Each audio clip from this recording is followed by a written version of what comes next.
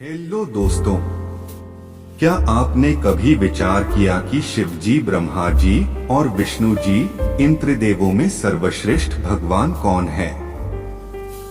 आइए हम इसकी पौराणिक कथा सुनते हैं।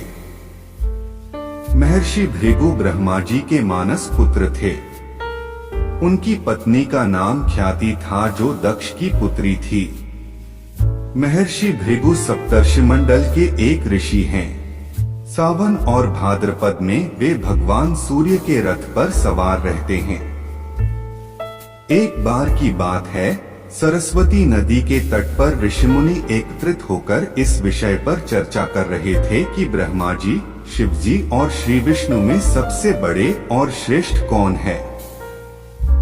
इसका कोई निष्कर्ष न निकलता देख उन्होंने त्रिदेवों की परीक्षा लेने का निश्चय किया और ब्रह्मा जी के मानस पुत्र महर्षि भृगु को इस कार्य के लिए नियुक्त किया।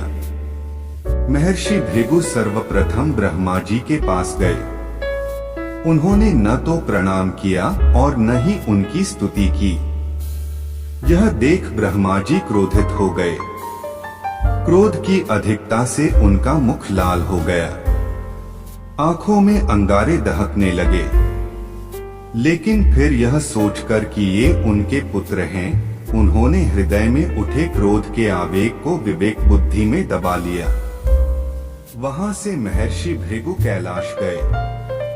देवाधिदेव भगवान महादेव ने देखा कि भृगु आ रहे हैं, तो वे प्रसन्न होकर अपने आसन से उठे और उनका आलिंगन करने के लिए भुजाएं फैला दी।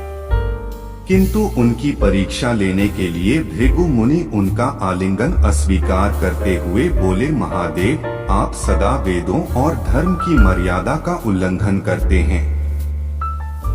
दुष्टों और पापियों को आप जो वरदान देते हैं, उनसे सृष्टि पर भयंकर संकट आ जाता है। इसलिए मैं आपका आलिंगन कदापि नहीं करूंगा। उनकी बात सुनकर भगवान शिव जी क्रोध से तिलमिला उठे। उन्होंने जैसे ही त्रिशूल उठाकर उन्हें मारना चाहा, वैसे ही भगवती सती ने बहुत अनुनय विनय कर किसी प्रकार से उनका क्रोध शांत किया। इसके बाद भृगु मुनि वैकुंठ लोक गए। उस समय भगवान श्री विष्णु देवी लक्ष्मी की गोद में सिर रखकर लेटे थे। भृगु ने जाते ही उनके सीने पर एक तेज लात मारी। भक्तवत्सल भगवान विष्णु शीघ्र ही अपने आसन से उठ खड़े हुए और उन्हें प्रणाम करके उनके चरण सहलाते हुए बोले, भगवान, आपके पैर पर चोट तो नहीं लगी? कृपया इस आसन पर विश्राम कीजिए।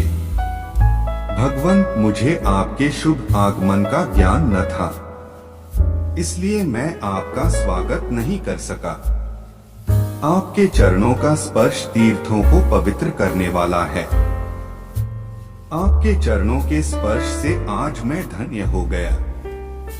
भगवान विष्णु का यह प्रेम व्यवहार देखकर महर्षि भृगु की आंखों से आंसू बहने लगे।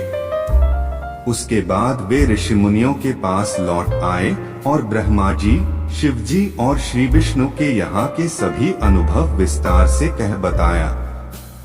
उनके अनुभव सुनकर सभी ऋषिमुनि बड़े हैरान हुए और उनके सभी संदेह दूर हो गए। तभी से वे भगवान विष्णु को सर्वश्रेष्ठ मानकर उनकी पूजा अर्चना करने लगे। वास्तव में उन ऋषिमुनियों ने अपने लिए नहीं, बल्कि मनुष्यों के संदेहों को मिटाने के लिए ही ऐसी लीला रची थी।